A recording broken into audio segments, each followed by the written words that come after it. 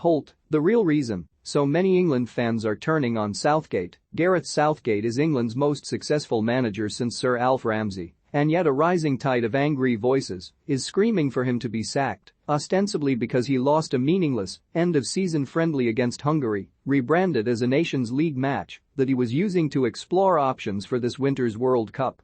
Really? Some of those voices yell that getting to the World Cup semi-finals in Russia 4 years ago and reaching the final of Euro 2020, losing on penalties to Italy, represents underachievement. Really? If this were not so arrogant, presumptive, ignorant and lacking in awareness of the fact there is hardly a myriad of great triumphs the England football team have to their name since 1966, it would be side-splittingly funny. The same voices yell that Southgate is wasting the best crop of players England has had since 1966. I don't think so. Does nobody remember that Sven-Goran Eriksson had a midfield that boasted Steven Gerrard, Frank Lampard, Paul Scholes and David Beckham with Wayne Rooney and Ballon d'Or winner Michael Owen up front? This is a good England team, bolstered by some brilliant young players, but the idea that it would be weighed down by silverware if only Southgate would take the shackles off is a joke. Southgate is cautious sometimes because he needs to be cautious to protect the ordinariness in the team. Yes, there is ordinariness. England still do not have a playmaker, which costs the side at the elite level. And if you haven't noticed, the defense is hardly watertight. It needs protection. Ask yourself how many of the players at Southgate's disposal have won the Champions League compared to the riches previous England managers have had. Of course Southgate is not infallible. Every manager comes with some reservations. Every fan would do something differently. Some of us think it's a crime Trent Alexander-Arnold isn't in Southgate's starting side, but Southgate has made a judgment that the vulnerability the Liverpool right-back brings to the team outweighs his creative input. I don't agree, but Southgate's results back him up. By any measure, Southgate is doing a brilliant job with England, better than Ron Greenwood, Sir Bobby Robson, Terry Venables, Eriksson, Fabio Capello and even Sam Allardyce, although Sam did have that 100% record. That's before we talk about how he has made playing for England fun again, how he has transformed the atmosphere in the camp. Throw any England manager since Ramsey into the mix and Southgate has done a better job. And yet that isn't how it feels now. In truth, that isn't how it has felt for some time. Let's be honest, the knives have been out for Southgate since before the European Championship. A significant strand of the England fanbase has wanted him to fail since then. It was waiting for him to fail in those Euros, but because England beat Germany in the last 16 and got to the final, it never got the chance to strike. It has had to wait for a series of pumped-up friendlies for its opportunity. The question is why?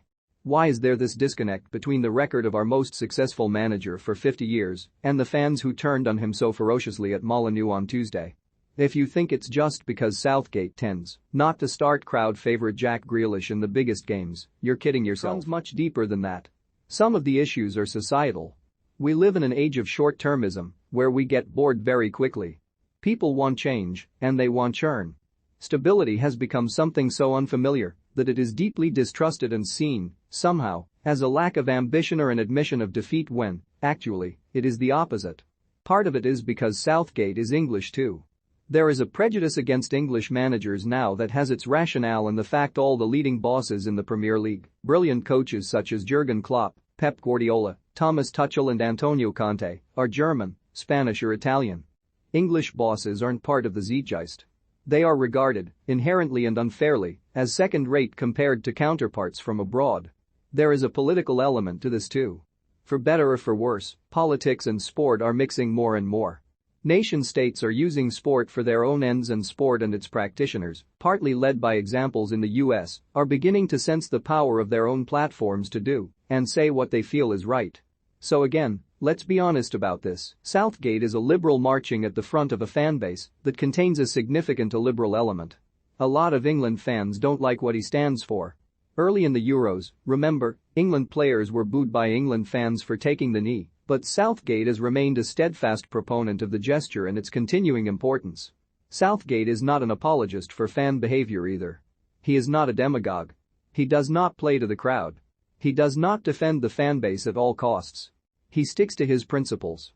So he said it was an embarrassment that England had to play Italy behind closed doors at Molineux last Saturday because of the trouble fans caused at the Euro 2020 final. And when some of the 30,000 Hungarian kids allowed into the Puskás Arena for Hungary v England 12 days ago booed the England players for taking the knee, Southgate adopted a measured approach in response. "That's why we do it," he said, "we do it to try to educate. Maybe some feel patronized by that. Maybe some feel they do not want to be educated by footballers." But Southgate is not afraid to speak out. He is not afraid to stick to his principles and to try to establish the England team as a team that reflects his own liberal values. That is anathema to some England supporters, and it is part of the reason why, when England fall to a heavy defeat in an insignificant game in the midst of a spell of prolonged success, they think they sent an opportunity and they call for his head.